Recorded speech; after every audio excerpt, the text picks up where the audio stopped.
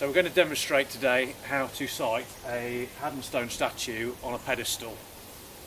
We've got here a pre-laid paving slab that is large enough to accommodate the pedestal.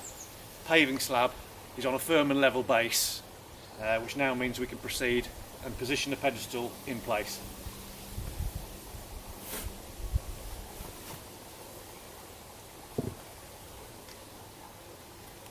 Okay. So we're comfortable with the position of the pedestal. That's the end of that step.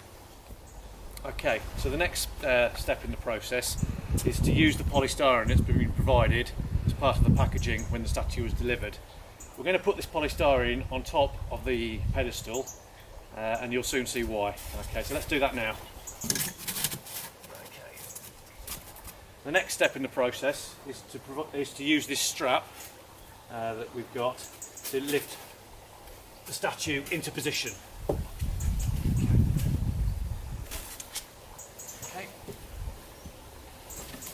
So the statue is now on the edge of the pedestal and he's being pushed up onto the centre of the pedestal.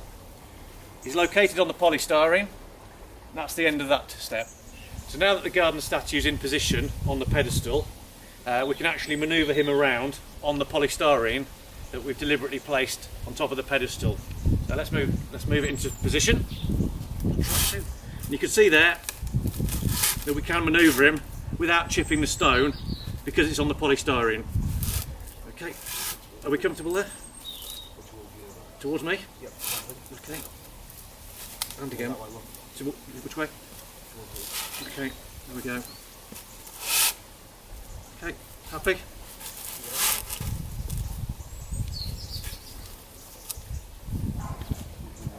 Forward a little bit more. Okay. Okay.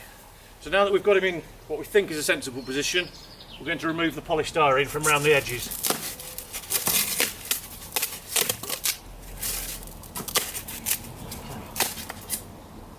Okay, that's the end of that step.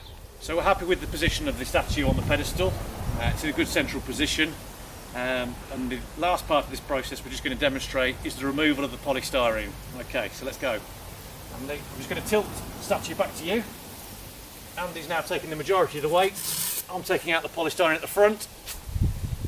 Okay, we're going to put him back into position. And I'm going to take most of the weight again. And Andy's going to take out the polystyrene at the back.